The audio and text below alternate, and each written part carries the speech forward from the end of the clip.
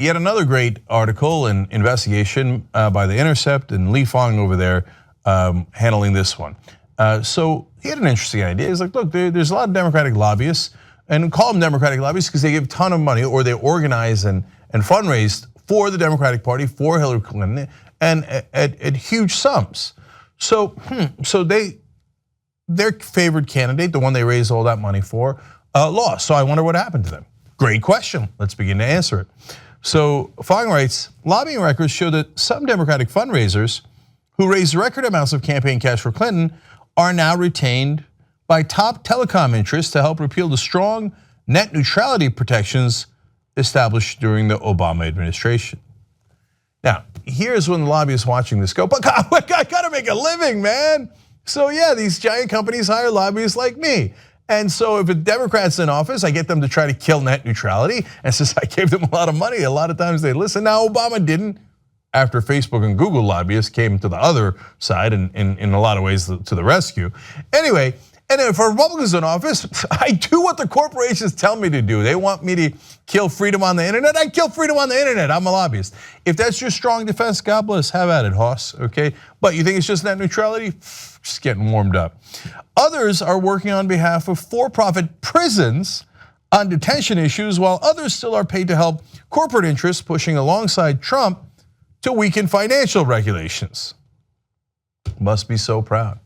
So those are the lobbyists that gave money to Hillary Clinton who said, can you believe it? Trump gets into office, we're gonna weaken financial regulations.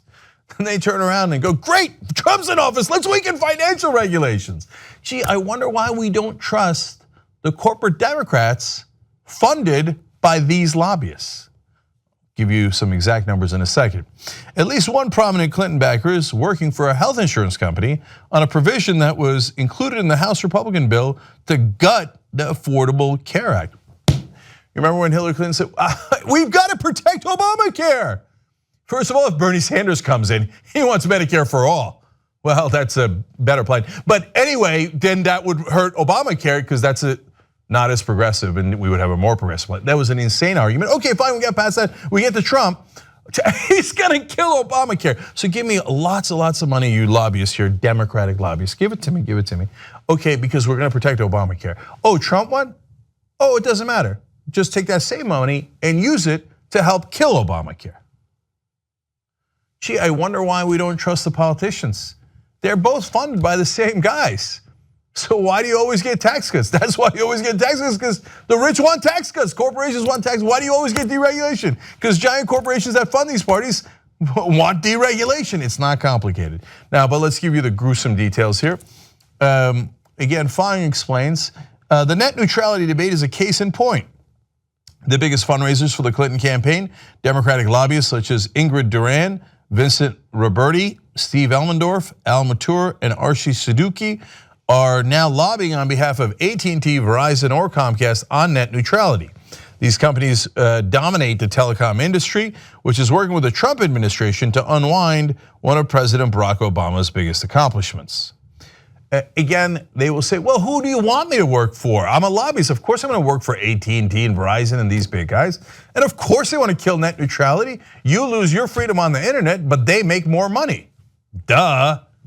But you're missing the point. Yes, that's the problem. We have systemic corruption, and these lobbyists are at the very heart of that systemic corruption. Corporations would like to do crony capitalism. They'd like to buy off both sides. These guys buy off both sides, and then when we point that out, they go, you're being so unfair. I mean, I'm a lobbyist, I'm supposed to legally bribe both sides. That's the problem. All right, so. And then when you say, hey, I have a different idea, why don't we elect someone who takes small donor money and is not beholden to these guys? They go, outrageous, radical. Radical, how dare you? No, no, no. You remember when Anderson Cooper kept asking the question, almost at every debate, CNN, Wolf Blitzer, etc., asked the same question. Bernie Sanders, are you suggesting that Hillary Clinton has ever changed her vote on any of these issues because of the money she's taken? You say it with me. Of course she did. Because look, these are the same guys who want the same results. It doesn't matter if Hillary Clinton or Donald Trump is in. But they told it was, look, in some ways, of course, in the case of Planned Parenthood, it makes a big difference. Supreme Court, difference, big difference. but not as much of a difference as we would like, but a big difference. But in some of the other issues, no, it's the same guys playing the same games who are writing the same checks to both parties. So, a well-known lobbyist who runs in powerful Democratic circles, Heather Podesta, volunteered for Clinton during the New Hampshire primaries. She collected at least $407,000 for the campaign. I mean, she volunteered, she raised $400,000. Podesta, so obviously she cares about those issues that they care about, right? And remember what Hillary said. No, me and all my supporters here, all my corporate Democratic friends, we will protect the internet. And we are the protectors of all these progressive things. How could you say we're not as progressive as everybody else? All right, let's find out how progressive Podesta is. In recent months, Podesta has tweeted from the Center for American Progress Ideas Conference, an event billed as a platform for the, quote, resist movement, and has continued to give cash to congressional Democrats. Okay, that sounds pretty good. Now, I told you that conference is a sham. It's corporate Democrats. They didn't invite any progressives, and they all got together in a big circle and said, oh, yeah, we lost to Donald Trump, but it's okay, high five. We're gonna run the same people the next time around, financed by the same lobbyists. So she's tweet, oh yeah, resist. So let's see if she actually resisted the Trump administration. Records show Podesta has lobbied this year on behalf of financial management and insurance giants Prudential and New York Life on the fiduciary rule, the regulation fought for by the Obama administration that was designed to require financial planning companies to act in the best interest of their clients. So I love this because it's a perfect microcosm for what's happening in Washington. The Obama administration, to their credit, says, hey, you should have a rule where if you are managing someone's money, you have to manage it in their best interest, not in your own best interest. Isn't that the most logical, obvious rule? Like, I don't want to give Obama too much credit. Of course that should be the rule. But I'll give him credit because in Washington, it's not obvious. So Heather Podesta, champion of progressives like Hillary Clinton, now turns around and instead of resisting says, nah, let's get rid of that rule. It bothers the corporation that pays my bills. So they don't have to worry about your best interest, you're only their client. No, they're gonna worry about their best interest. How could you possibly defend that? You could defend that if you get paid millions of dollars to defend that. Now, that's one piece of financial regulation. Now let's go to Steve Elmendorf. He's a former senior advisor to Clinton's 2008 run. He maintained a high profile role with Clinton in 2016, raising $341,000 for the campaign. He's now one of the most prominent corporate lobbyists in Washington, D.C. Records show that Elmendorf, too, lobbied on the fiduciary rule. His client, Securities Industry and Financial Markets Association, a trade group for firms like Prudential, has made delaying the rule a major goal and celebrated Trump's move to delay implementation of that rule. Hashtag resist. There's no resistance going on here from some of these corporate Democrats in Washington. They're happy, they make money either way. Elmendorf also represents United Health, which is working right now to help repeal Obamacare. But these people told us their main job was to protect Obamacare and the internet and the financial rules. How could you say that Bernie Sanders would be tougher on the bankers? Hillary Clinton went and talked to them and got lots of money from them, and she would have held them to account too. Really? These were some of her top advisors and fundraisers. Okay, a former Democratic National Committee fundraiser from Bill Clinton's days as president, Richard Sullivan, served as a major fundraiser for Hillary Clinton's campaign last year. He bundled at least $345,000 for the campaign, according to Federal Election Commission records. Sullivan is also registered lobbyist for the public relations and lobby firm Capitol Counsel, where he works on behalf of private prison giant GEO Group to convince lawmakers of, quote, the benefits of public-private partnerships in the delivery of secure residential care in correctional and detention facilities. I love that Orwellian euphemism. Oh, the prison industrial complex where we get paid money to imprison Americans on a mass scale. The more Americans we imprison, right or wrong, the more money we get paid. Well, we're just giving them secure residential care. And if Hillary Clinton would have won, I already gave her $345,000. Donald Trump wins, great, even better. The Geo Group was among the few companies that gave an outright donation to Trump. Usually they use PACs, they use independent expenditures, they have their employees give, they have most importantly, they have their lobbyists give. But Geo Group was like, no, I don't care, I want that guy to win. Besides which, I've got my bases covered. I'm paying their lobbyists in case Hillary Clinton wins. I've got my lobbyists giving her $345,000. But lucky for them, Trump won, so they got even more than they could have imagined. They already got, I think, a new $110 million contract because of the new detention facilities, because of his immigration rules. Cha-ching! Hashtag resist. Be wary of Democratic insiders telling you they got your best interests in mind. And then when you say, hey, maybe the guys paying you all that money are the ones you're serving, they go, well, of course I have to serve them. I'm a lobbyist. Of course I have to serve these giant corporations as they imprison all of you. I can't believe that you won't bow your head to such a wonderful system. No, we don't. We hate this system. And if you're wondering why voters all across the world keep voting against the establishment, especially here in America, well, you have your answer, because this is the establishment. Okay, The Intercept also has this part, the last two parts that I think are very, very interesting. Fong says, as The Intercept has reported, lobbyists for Goldman Sachs and the Securities Industry and Financials Market Association, the trade group raised big money for Democratic Congressional Campaign Committee, using their sway to pressure the party to adopt policies favorable to their industries and to abandon economic populist messaging that targeted the financial sector. So first, it's not just Hillary Clinton, it's the DCCC, those are the guys who are funding all the establishment Democrats in the House. So it's systemic to the party.